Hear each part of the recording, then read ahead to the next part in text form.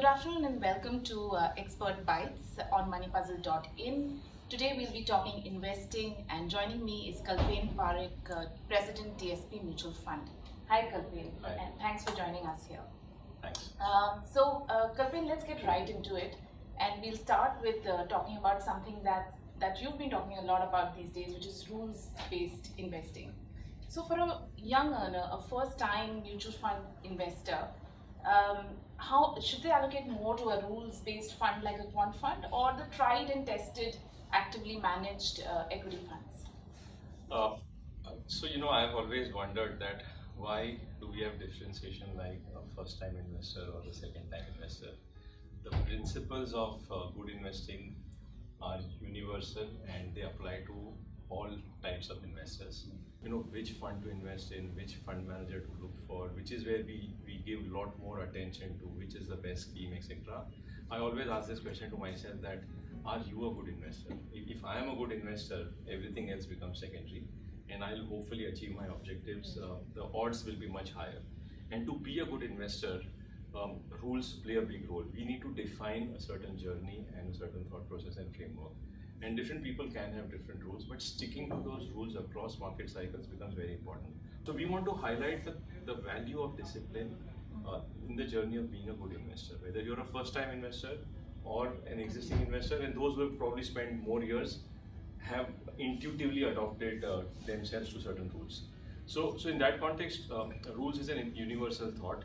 Now, you have three choices to make your investments today as an investor. One is the traditional, time-tested, active fund management route, Right. where there are more than 300 schemes managed by roughly around 100 fund managers who have managed money Lots over of choice.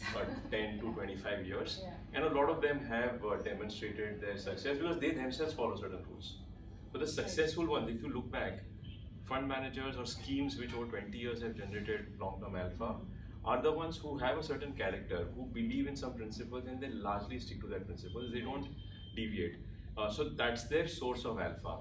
So that's one school of thought. The other school of thought is completely passive investing, which is the other extreme, which is an option. Now, in global markets or markets which have history of 50 to 100 years, passive funds in recent times have done much better. Recent times in the last year or two, Indian benchmarks have been difficult to beat. They have done a better job perhaps, or they are, fund managers have not been able to beat meaningfully or decisively. Now the debate is this a blip or a short-term phenomenon which recurs or occurs once in 7 or 8 years and it will pass? So I come from a school of thought, or we at DSP come from a school of thought that in investing, never take sides in terms of either or. Try to choose the best, and if you can, bring the dimension of and. What is the good here and what is the good there. So I think what I hear you saying is that discipline is important for the investor and for the investment manager. Both. And perhaps a combination of rules-based plus active can work. And the combination will differ for different investors. And that's our hypothesis. So even at DSP, what you would have noticed, we've been following a certain thought process on rules intuitively. In the last 6 months, we have tried to convert them into a very serious document, where the investment manager, the fund manager is writing down his rules. Because the quant fund particularly is trying to just say that, okay, if these rules have worked for fund managers, let's code them into a system. Let's make it a discipline you cannot waver from. So it also will have its downside. So the rules exclude a lot of companies, and there are times that exclusions do very well in the market, and that's when rules will not work. Rules-based fund or these rules-based funds will not work. And here the discipline again of not giving up as an investor becomes very important. Now what happens is, as human beings, I'll come to this because I want to ask you this a little later. But one more thing that I want to touch upon is the fact that when we look at mutual funds, the thought of equity always comes in. But there are so many types of funds which other than equity. So again, I go back to a first-time investor because our viewership is of that target audience. But for a first-time investor, which other types of funds can they look at? So I think while as a manufacturer, we always feel that we would love to give all choices so that different investors of different life stages and needs can be serviced. But however, for an investor who is only looking at himself, he gets overwhelmed with so many choices.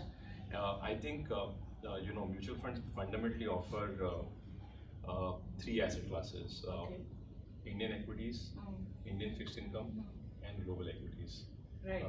What is important for investors to learn and to ask these questions is, when I blend these asset classes, am I bringing more stability to my long-term portfolio construction? And is that matching with my mindset, my time horizon, and my needs?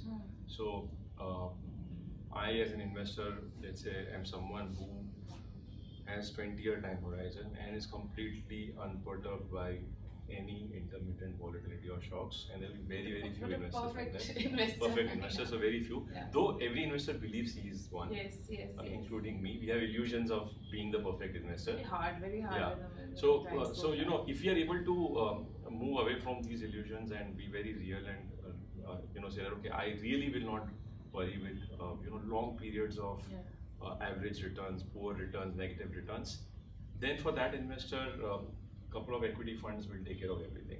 Now, where does the role of debt come is, in the real world, there are periods, 30% of time equity markets go up, 30% of times they are sideways, and 30% of times they correct. There are three phases, and in those phases is when investment and sticking to equity becomes important, but our behavior forces us out. So in such phases, if you have the balance of debt, if you have the support of debt, you will feel less unhappy, and you'll stick to your plan, you'll stick to your portfolio, and complete your long-term journey. And the third dimension is, let's say, international equities, because there is something called as home country bias. We always feel that our stocks are the best, and but of course, for a first-time investor, that's a bit more evolved.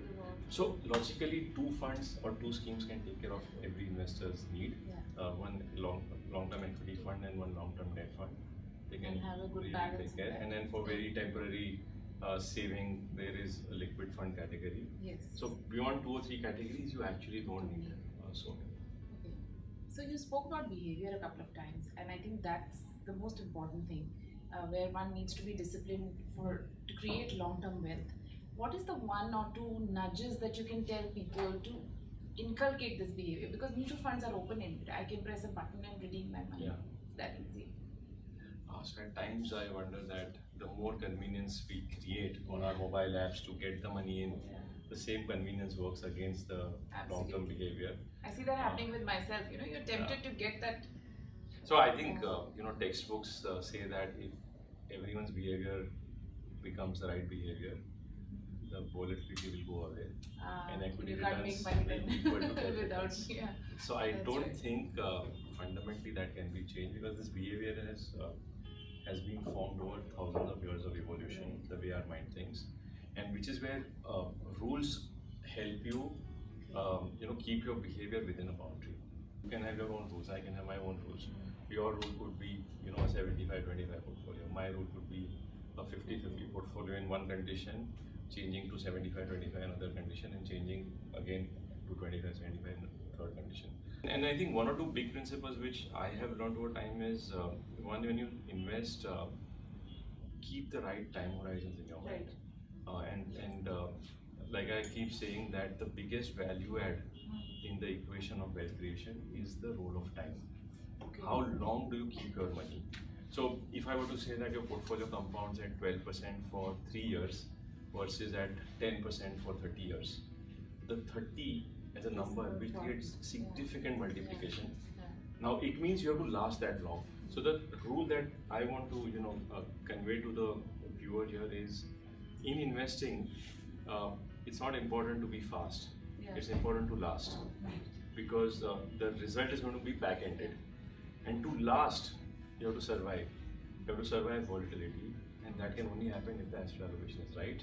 In one line, if I have to say, if you are a first-time investor and you don't know a lot, diversify across asset class, which is asset allocation funds, and diversify across type, which means do it through SIPs. If you are just doing these 2 things, 99% of your problems will be taken care of. Great. Thanks a lot, Kalpen, for joining us today.